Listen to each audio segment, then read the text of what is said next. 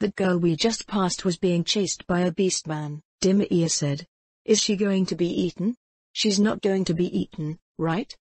Frian looked over her shoulder through the carriage's rear window, spotting a girl jogging along the shoulder of the road. A few dozen meters behind her was a hulking pig beastman that must have been 5 times her size. Besides the two, there were no other travelers or patrols to be seen.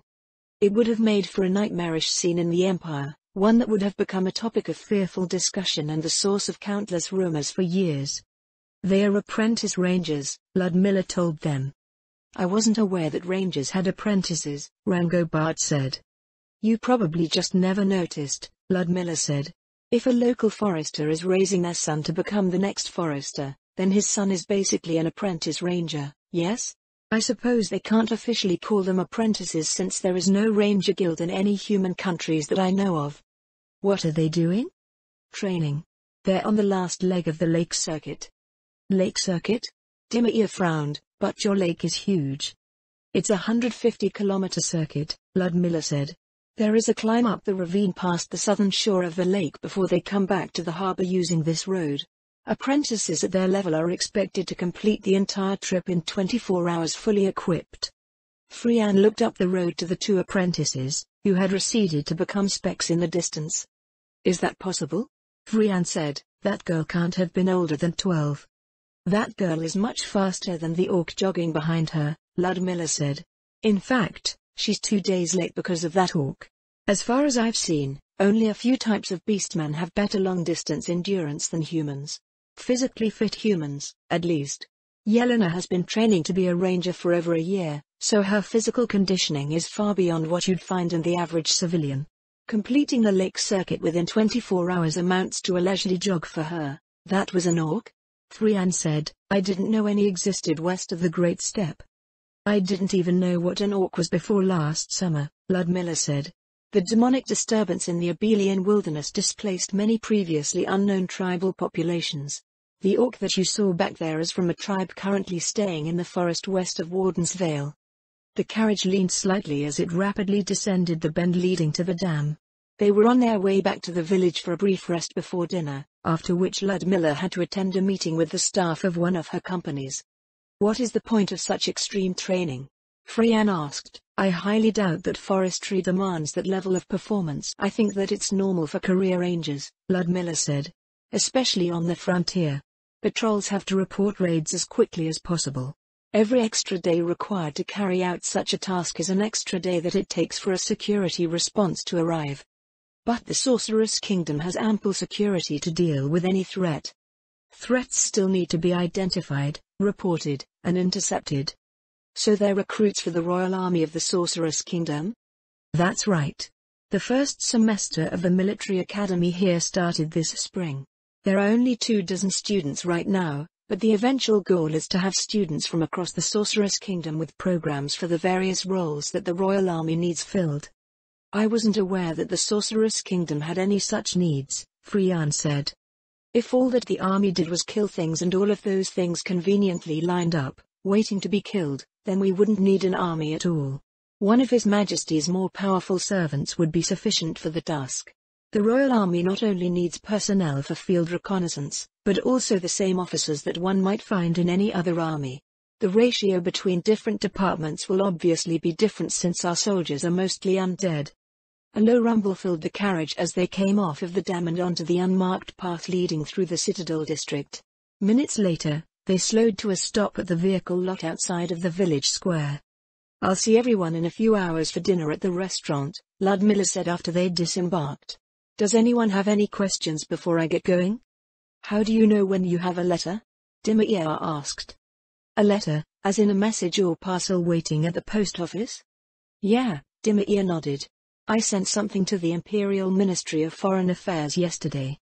"I doubt you'll receive any reply," Frian said.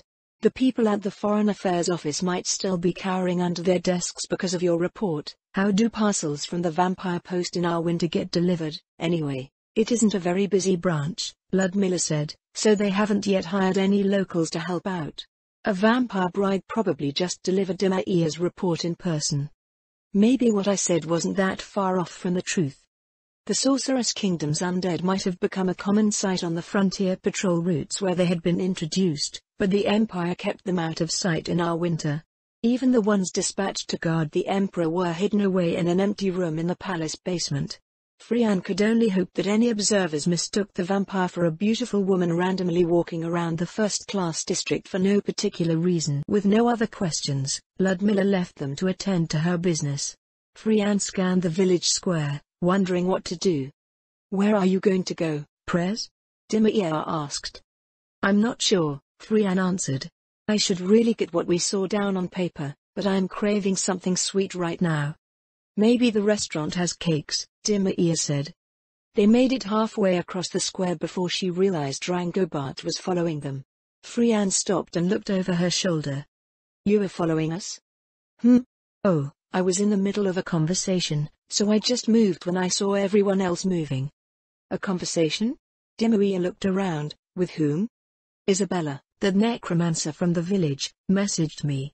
I think she wanted to go out for dinner, but I told her we're attending that dinner meeting with Lady Zaradnik's metalworking company."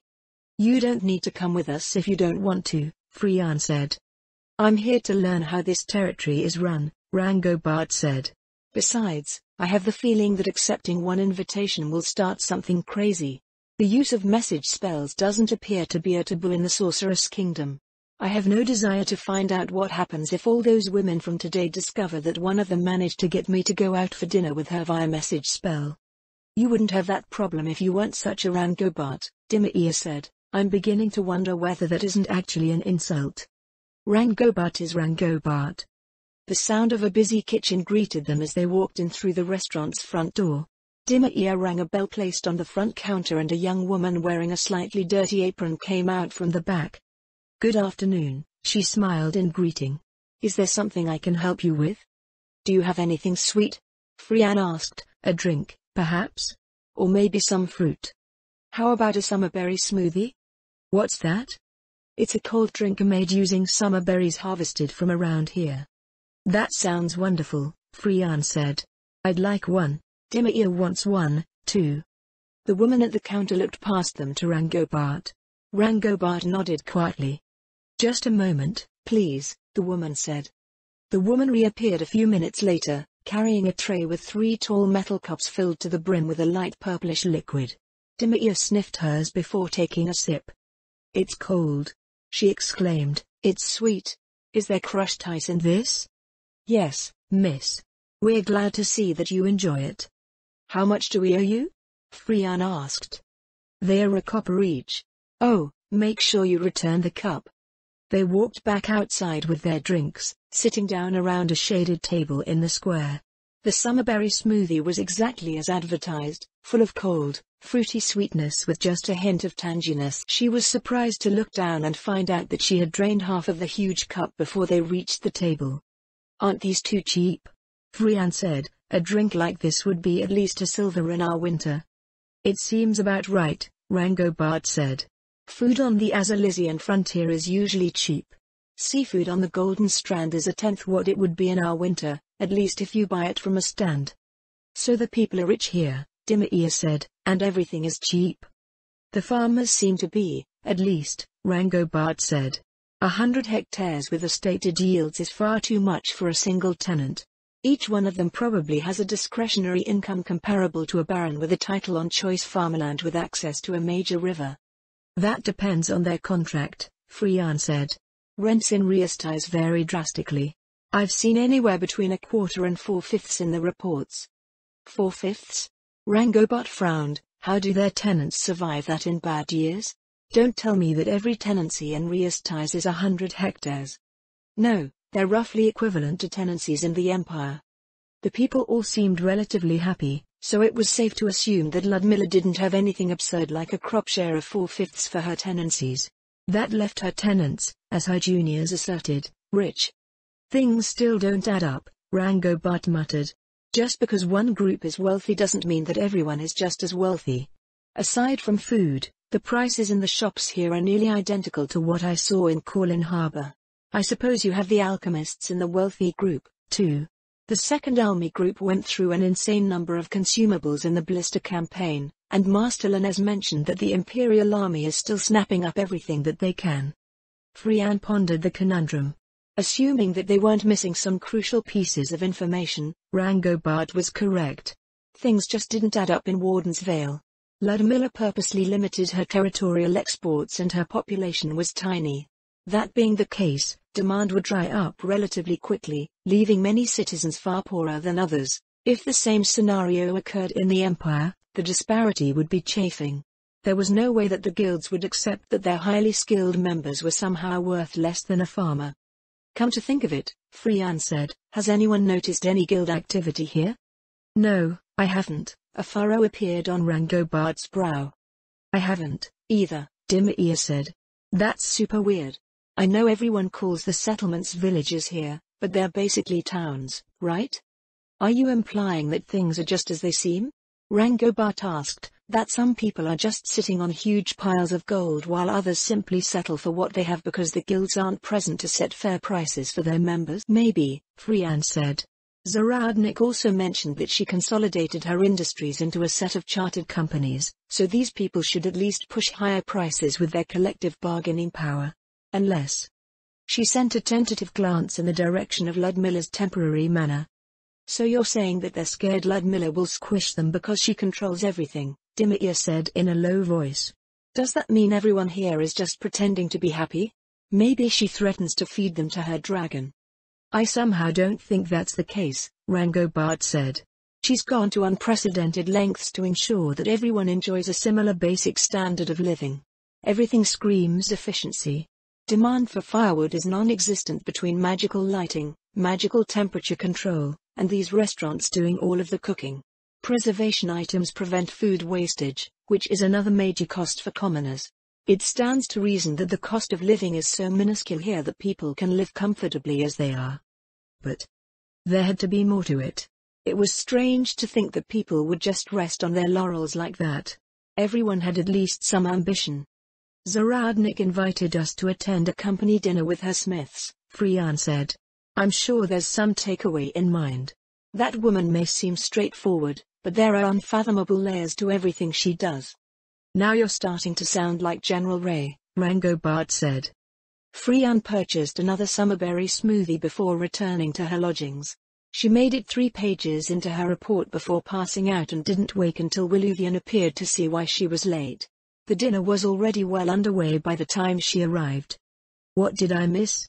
Frian asked as she joined Dimir and Rangobard at their table. They just served the first course, Rangobard said. I'm still a bit confused about this meeting. There are 6 children for every adult. Frian looked around the restaurant. Reserving an entire restaurant for a dinner meeting happened occasionally in the Empire with the multitude of powerful interest groups in the country. This not only included the aristocratic factions, but also merchant and guild concerns and the occasional function hosted by one department or the other in the imperial administration.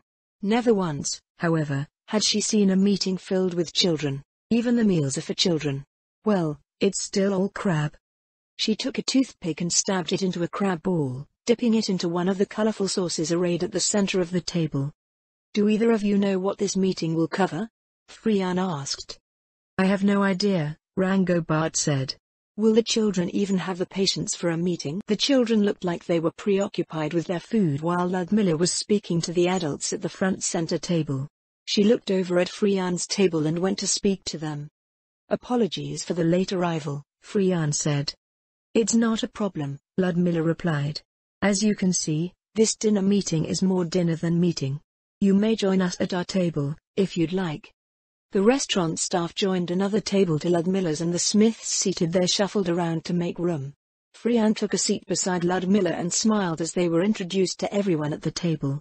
All of the men were from the city of Eranthal, or at least they had ended up in the city following the Battle of Katsa Plains. Only a single master blacksmith numbered among them, a middle-aged man who went by the name of Ostrike Kovalev, who worked in the harbor's foundry in the Citadel district. The rest were journeymen, each overseeing their respective workshops in the farming villages. All of them looked like they felt terribly out of place sitting at the same table with a group of nobles. I can't recall if you've mentioned it before, Frian said, but does this company have a name? While we do keep official records, Ludmilla said, This company doesn't have an official name. I'm sure the members will settle on something that everyone finds satisfactory at some point. Then, could you provide an overview of how it functions? Different workshops in different locations come together as members of the Blacksmith Guild, but I've never heard of different workshops in different locations belonging to the same company.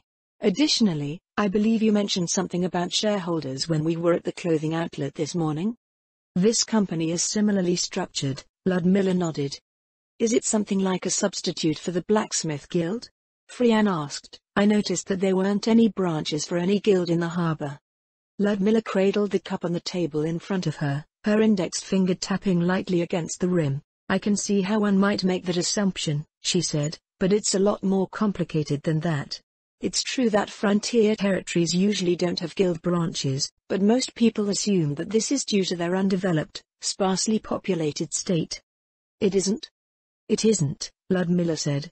The actual reason is that frontier territories cannot afford to have the guild interfering in their affairs.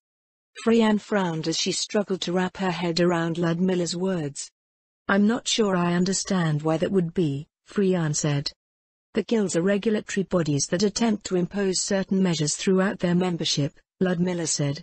They set quality standards and prices, as well as use their collective power to influence markets and government policy. Everything is presumably done to protect the interests of their members, and that's a bad thing? Bad is an understatement. It would be better to say that it's fatal. Frontier communities are a collaborative effort. What is necessary supersedes what is fair. For example, the Blacksmith Guild will tell its members to sell spears at a set price that they consider fair market value. We need those spears to keep everyone from dying, but they don't care. Thus, all we can do is painstakingly maintain our old equipment and pray that it doesn't break. Surely, the guilds aren't that unreasonable. Across the table from Ludmilla, Smith Kovalev cleared his throat. This is a discussion we've had in the past, he said. As someone who has traveled extensively, I'll say that the guilds do differ from place to place depending on what their circumstances are. In the Empire, for example, the guilds have to deal with the realities of an environment run by big government institutions. That's not strictly good or bad, but the Empire is on the heavy-handed side of things when it comes to negotiations. That's an interesting perspective, Frian said. The tendency of the guilds to push for unreasonable things is perhaps one of the only things that the imperial administration and the aristocratic establishment can find common ground on. How different would you say the guilds are elsewhere? It depends on how strong the local government is and how cooperative, or lenient, they are. In Riestais, the nobles are pushy when it comes to their fiefs' interests, but they aren't monolithic like the imperial administration. Carnassus is similar to Riestais, with each city-state having a unique relationship with its local guilds. The further east you go, however, the more powerful the guilds become. In some places, like the Sapphire Coast and the trade cities on the Great Steppe, they are practically the ones running things. Anyone who picks a fight with the Merchant Guild in those places doesn't survive for long. Such a scenario was something that the imperial administration was extremely wary of. Much like the temples, the guilds were rivals for power. They were more fragmented, however, so they weren't considered as great of a threat. From our discussions in the past, Ludmilla said, I've determined that the guilds share the same broad fundamental framework as any other institution.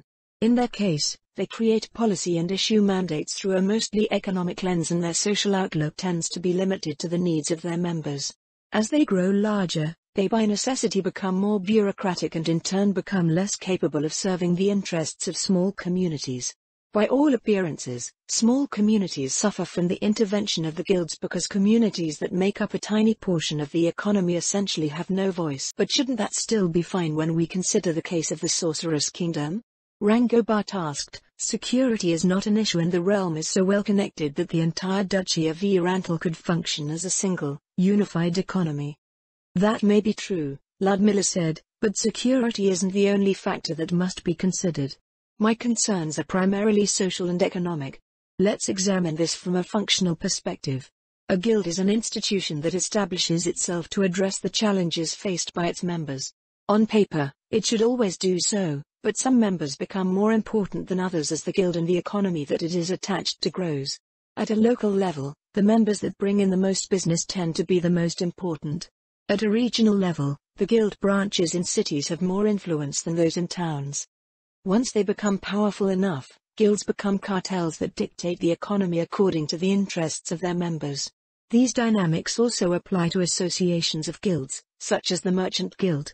An area with a strong metalworking industry may be dominated by their metalworking guilds.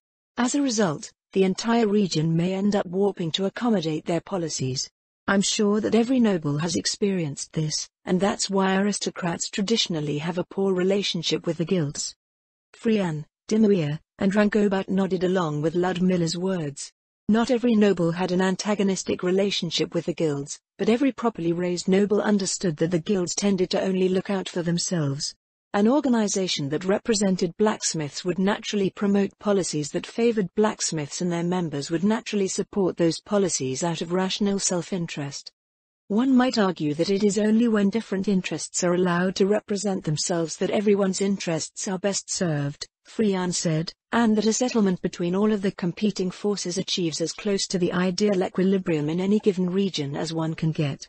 If, for instance, metalworkers represent 50% of the non-rural industry in a region, would the region not be served best by further promoting those industries?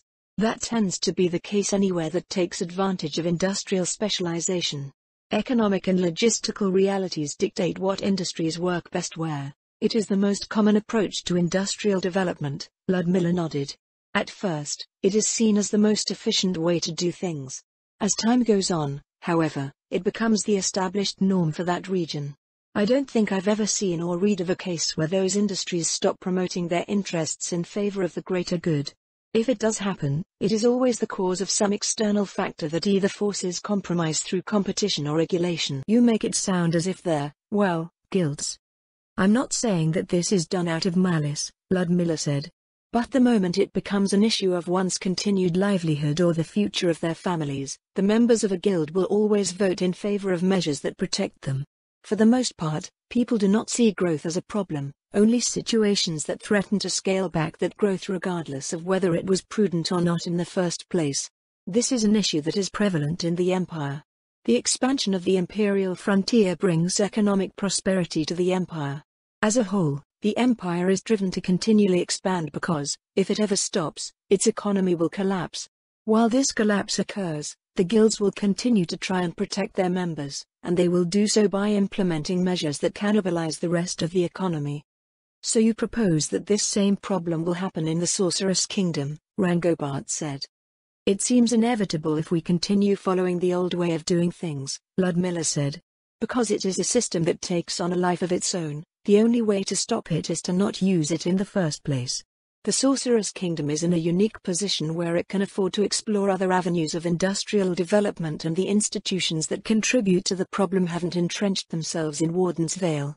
It is the perfect place to develop a working alternative, one that is suited for the world that the Sorceress Kingdom will create. The blacksmiths seemed more than content to feast on crab as Ludmilla continued giving Frian an overview of their metalworking company and its objectives. Frian sipped on her fourth summerberry smoothie of the day. She couldn't stop drinking them for some reason, pondering Ludmilla's resistance to the guilds. While it was true that nobles competed with them for influence, Frian had never heard of anyone trying to eliminate them from their fief entirely. If anything, being important enough for the guilds to set up a branch in one's territory was a way marker for territorial development. On a societal level, Ludmilla said, the guilds perform several important functions. The first is that they provide education and training for the next generation of professionals in their ranks. This function, however, is being rendered obsolete by the new schools in the fief. Public schooling provides a basic education at a superior standard, allowing the companies to focus on vocational training. Is the system here similar to the one in Corlin Harbor? Frian asked. No, Ludmilla said. Any similarities are the result of convergent development rather than being based on the same proceeding system. More precisely, the public schools in Corlin County are adapted from pre-existing systems, while my domain was designed from the ground up for the specific needs of Warden's Vale. Corlin's primary objective is to get her many subjects up to the new standards, while my subjects, my human subjects, anyway, are already in line with those standards. The lizardmen should be there within 2 years or so. Do the lizardmen have their own schools? I haven't seen any around the harbor or the villages. A human teacher goes to their village daily, Ludmilla nodded. Our lizardmen have a far more sedentary nature than humans, so only those with business in the harbor come by. If you happen to see one outside of the lake, they are most likely here for some specific task. Will lizardman blacksmiths also join this company? Frian asked. Ideally, Ludmilla answered. Their tribes didn't have any metal workers until recently, but we haven't noted any hard barriers to them picking up the profession. Only time will tell how well suited they are to it, but their perspective and way of thinking will undoubtedly offer valuable new insights to the company. Do you intend on having all of the demi-human races in your territory work in your industries? If possible, Ludmilla gestured across the table. These fellows are already speculating what an ogre or troll might be capable of, though it seems a bit cruel to have a troll work a forge. The next demi-human to join them will most likely be an orc, however. Dimir looked up from her plate, a crab leg in her hand. Why an orc? She asked. Because they already had blacksmiths before coming here, Ludmilla answered. They recognized nearly every workshop in the village. At least once they looked inside them. In terms of their technological advancement, the orcs don't seem like they're very far behind human civilization despite living as a tribe in the wilderness. Could be that they know things we don't, Smith Kovalev said. Most of my advanced knowledge in the craft comes from demi-humans in places I never knew existed. I'm surprised that you learned anything at all, Frian said. The Empire has sent people to investigate the lands beyond Carnassus, but it seems that everyone guards their secrets jealously. Yeah. Things are competitive out there. Cutthroat, even.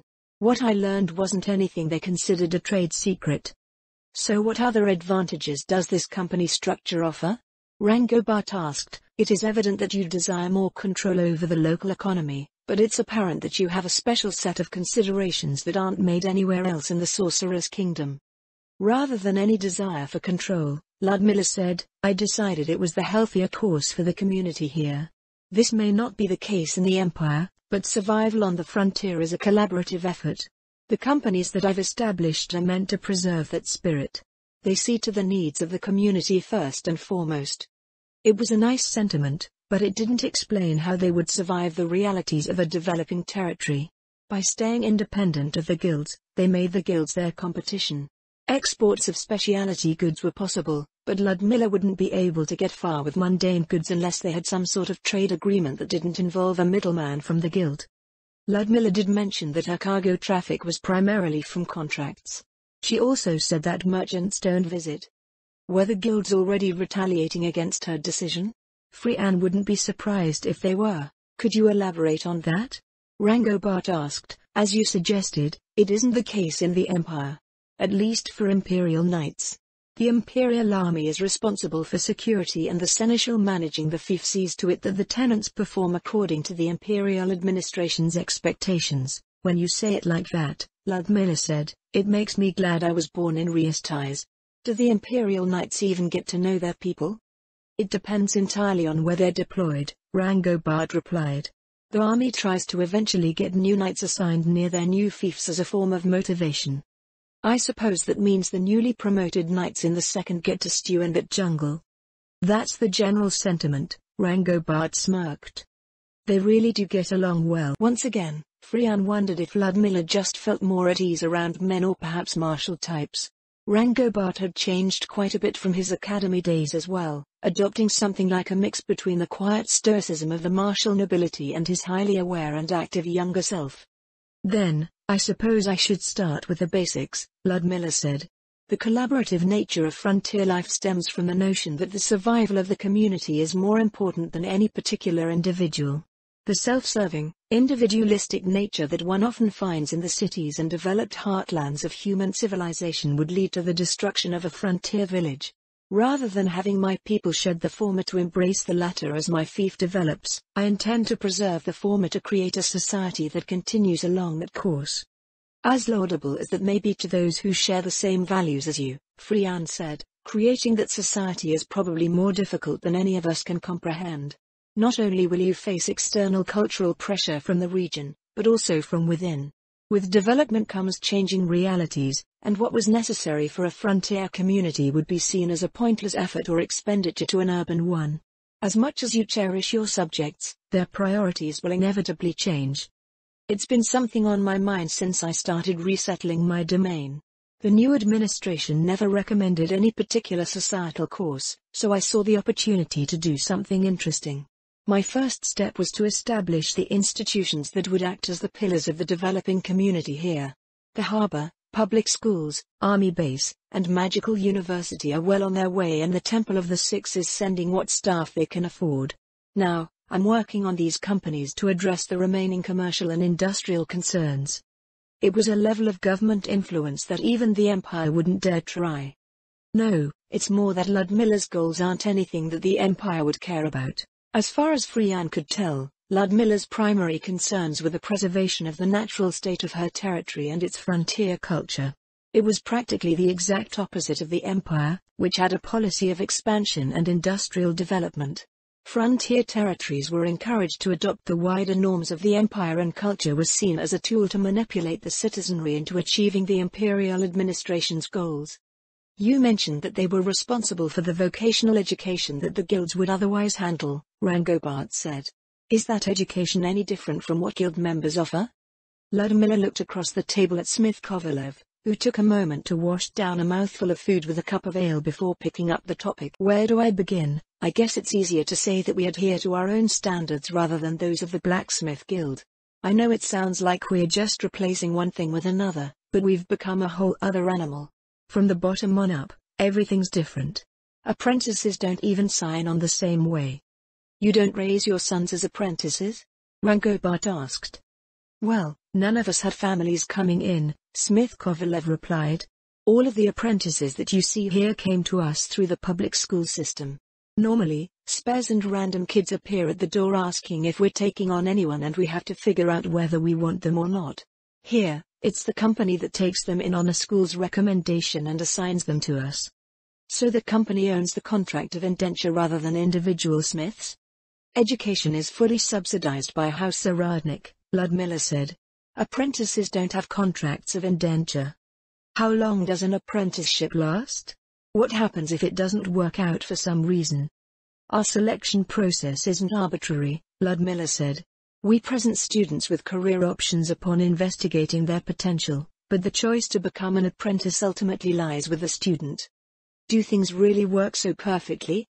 While it was nearly unheard of for an apprentice to quit, it was still possible. A contract of indenture made it legally impossible outside of the apprentice committing a felony or being judged to be useless after years of instruction. Those contracts, however, weren't used in Warden's Vale.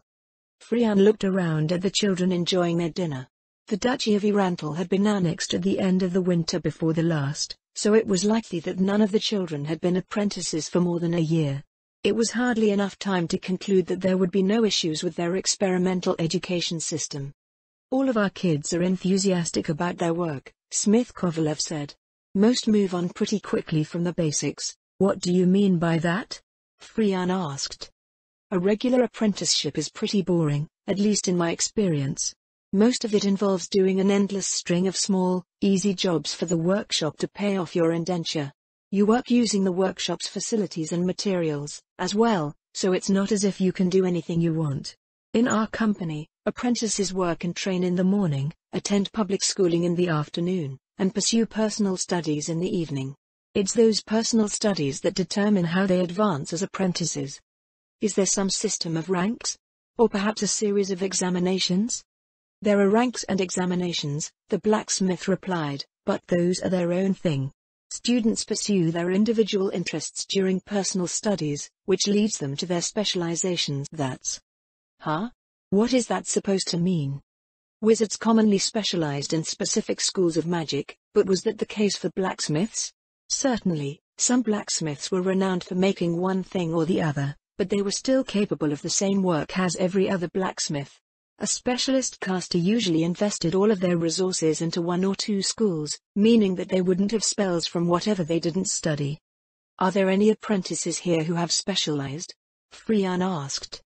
Most figure out what they want to do within half a year or so, Smith Kovarev answered. For instance, those 4 boys dueling with crab claws over there are weaponsmiths.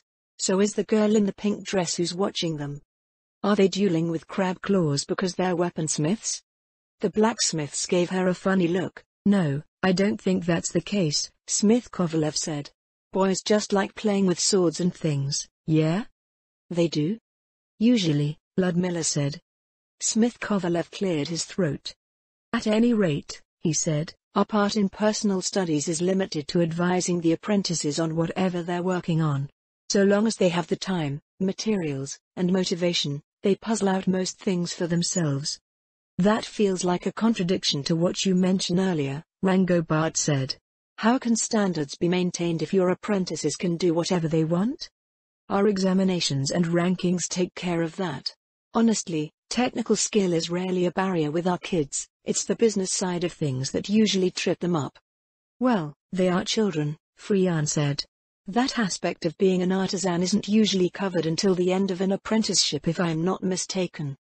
It's not covered in any formal way at all, Smith Kovalev snorted. Presumably, an apprentice picks up everything they need to know about running a workshop over the course of their apprenticeship, but the guilds only maintain price and product standards while broadly promoting the industries that they represent. How one runs their business is their business. Freyan supposed that must be true. Every artisan was the lord of their own manor, so to speak. Workshop owners would educate the sons who would take over the family business, but unnecessarily investing any resources into training the future competition was a foolish venture. On that note, Ludmilla said, each company has its own exclusive merchants, or at least they will once they're available. Our blacksmiths develop a basic understanding of supply chains and commerce, but the business end of things will be run by company merchants. I believe it's for the best that each vocation focuses on what it excels at. I see, Rango Bard nodded. So, in a way, these companies are similar to how nobles use exclusive merchants to handle their exports and imports. Since it can be done for agriculture, forestry, and mining, you're extending that idea to manufacturing. That may be the best way to put it, Ludmilla nodded. It's a new practice for me, however. Also, as far as I know, civilian nobles keep their merchant companies distinctly separate from their industries even if dealing with those industries makes up all of their business. Is there some reason why you've deviated from the norm?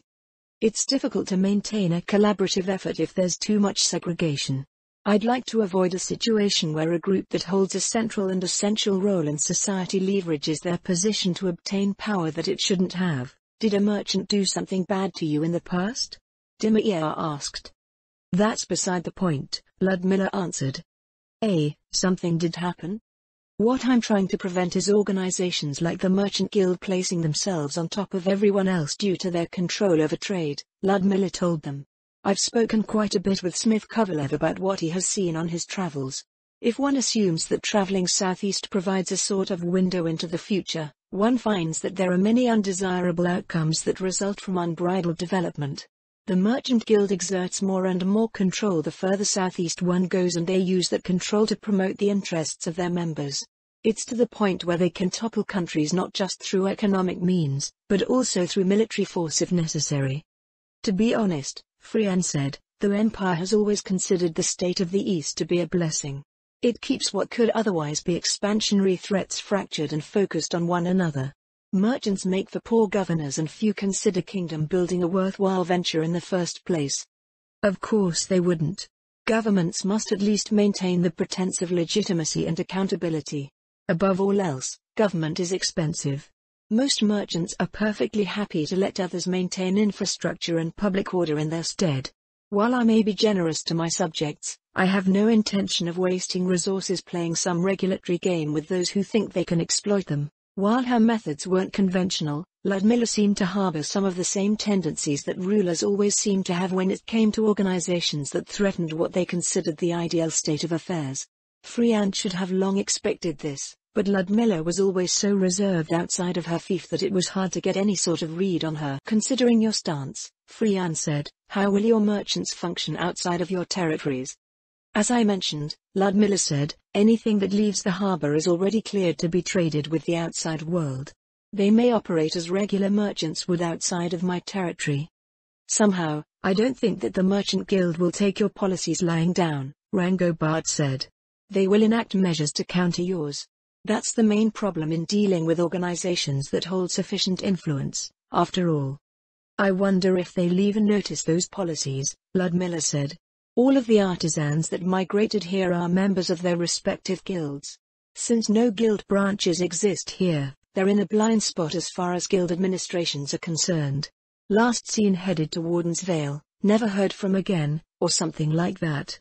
This woman really has a way of subtly threatening everyone. The guilds were unlikely to send someone to investigate. They would most likely send a query at some point and receive word that everything was still fine. The artisans in Warden's Vale certainly wouldn't report anything amiss lest they actually disappear as a result. Much like any bureaucracy, the guilds primarily functioned on a purely paper basis. The merchant guild in our winter would receive semi-annual reports from a branch in an outlying town, and the extent of their knowledge, and thus their ability to react, was limited to what the branch reported to them. The same thing would happen with the merchant guild's affiliate guilds, creating layers of missing information that allowed a clerk to rationalize away a wide variety of anomalies as normal. So long as nothing seemed to be amiss in Warden's Vale, the guilds would operate as if nothing was amiss. They expected their members to report to them because it was usually in their best interests to do so. Since Warden's Vale was the way it was, that reliable failsafe was completely non-functional. I admit that this does buy you time, Freyan said, but we must assume that they'll eventually catch on. Again, I'm not sure that they will, Ludmilla said. Bureaucracies, by nature, respond to problems. Nothing that we're doing here is explicitly against the regulations of the guilds. Our artisans pay their dues and produce goods that don't fall short of guild standards. Can you imagine a guild official showing up to complain about nothing? Especially in the Sorceress Kingdom? She had a point. The Sorceress Kingdom had a million things going on, and many of those things beggared belief. No one would go out of their way to pester a frontier noble for no good reason. Even the cocky scions of great houses in the Imperial Magic Academy knew that it was a terrible idea. In that case, Freyan said, where do you plan on going with this concept? I'll be happy if it helps to achieve my overarching goals for Warden's Vale, Ludmilla said. Where the companies themselves ultimately go is up to their shareholders, so long as they stay within the bounds of territorial regulations. Speaking of which, Rangobat said, we were discussing some apparent disparities in the way you've set things up here. Go on. Rangobat took a long draught of his ale and shifted slightly in his seat to better address Ludmilla. As nobles, ensuring equity between tenants is how we've traditionally done things. An agricultural tenant, for instance, receives a hide of land, and a hide of land is always what a farming household needs to adequately sustain itself after taxes. Even generous lords don't deviate much from this because they must consider the livelihoods of all of their subjects. In Warden's Vale, however, this idea has gone entirely out of the window. A farmer with 100-hectare tenancy becomes obscenely wealthy while a tailor in the same village makes very little by comparison. I find it difficult to imagine how you would reconcile those two extremes. I don't reconcile them, Ludmilla replied. You don't? Rangobat frowned. Wealth is not a measure of happiness when everyone experiences a similar standard of living and has access to the same things. Everyone makes enough to live their lives with dignity. Also, our tailors are fairly wealthy. There might not be much of a market for their goods in Warden's Vale, but there are 70,000 people in Corlin County. The Riverlands have always imported most of what they need since their industries are so narrowly specialized. Since those imports have historically come from outside of the duchy, we outcompete everyone else from differences in transportation costs alone. Our tailors can work as much as they want and still not make a dent in Corlin County's demand for goods. I wasn't aware of that, Rangobat said. How does that line up with your policy of natural preservation? There is no problem with it, Ludmilla shrugged. The way that I've framed things may have led you to think that I treat my territories as some sort of natural preserve, but it isn't. Our world is a single, incalculably complex system, and the way I govern my territories is in respect to that. I calculate the effect of any given policy as a benefit or detriment to that greater system. Take the tailoring company, for example. The overabundance of life in the lake includes an overabundance of the plants that we process into fabric. This is actually an imbalance that we must correct, and exporting bolts of cloth and sets of clothing is a part of that effort. At the same time, supplying Corlin County reduces the demand for international imports. Not only does that mean it reduces the demand for agricultural land to grow flax or raise sheep or whatnot, but it also means that the logistical demands of importing those goods from the empire or the theocracy are eliminated. Of course, they can consume the resulting surplus on some other venture, but that is their responsibility. And because the Sorceress Kingdom's methods are so efficient, Frian said, you'll eventually drive everyone who doesn't employ something similar out of business unless they enact measures to protect their industries. The merchant noble trio assert that it will happen, Ludmilla said. Once my territories find their new equilibrium, however, we won't be able to affect economic changes so directly anymore. Right now, it's exaggerated as a consequence of recent land development. Do you mean the 5 farming villages? 4 were entirely forest. Additionally, there's all the reworked infrastructure. We must have 3 baronies worth of timber seasoning in the harbor. So you can't get rid of it all even if you tried, Rangobard said. Ludmilla snorted. Not unless every house in Riastais just happened to fall over one day. Frian and Dimir stared at Ludmilla. I was just trying to emphasize how ludicrously large our timber inventories are. Ludmilla smiled slightly at their discomfort. Even so, Riastais is so stubborn that they probably wouldn't buy anything from us. I suppose the highway to Roble should be complete before the wood is ready for export. The highway to Roble? Well, it's a highway meant to connect the Abelian Hills to the Duchy of Erantal. Roble just happens to be right there. From what I understand, the Holy Kingdom lost nearly its entire navy, so I'm hoping it will be a market that can absorb all of that wood without imploding. Did I answer your question adequately? I believe so, Rangobard said. Does this approach of yours also mean that you won't import commodities for your industries for the express purpose of manufacturing and export? It depends on what's involved, Ludmilla replied. We don't have conventional mines in any of my territories, so unless the majors start conjuring metals, the metalworking company must import ore or metal bars. Frian shook her head at the idea of conjuring materials. Conjuring metals just isn't worth it, she said. Iron requires a 3rd-tier spell and the rates for 3rd-tier spells make it 10 times more expensive than conventionally mined iron. You're better off making a scroll of a popular 3rd-tier spell, selling it, and then purchasing iron ore with the proceeds. Master Lanez told me the exact same thing, Ludmilla said. But does that apply to conjured mithril? There is no spell that conjures mithril, Frian said. There is no spell that conjures mithril yet. Ludmilla clearly didn't understand what she was proposing. The rule of thumb for conjured materials was that the spells that summoned any particular material were at least 1 tier above it. Mithril was considered a 4th-tier material, so the theoretical summon mithril spell required a 5th-tier caster to even attempt researching. A country with the population of the Empire hadn't produced even one 5th-tier caster, as Fluidoparadine had come from somewhere beyond its borders. Maybe it exists and Ludmilla's just waiting for it to become available. It was the Sorceress Kingdom, after all. Maybe they had a spell that summoned adamantite, too. Looks like the kids are getting restless, Smith Kovalev said. We didn't even get to the crab ice cream yet. I don't think I've ever seen a kid skip out on ice cream, Dimir said. What can I say? They're excited about their projects. It looks like you still have plenty of questions for us. So how about we go over to the foundry and discuss things while we take a look at my apprentice's work?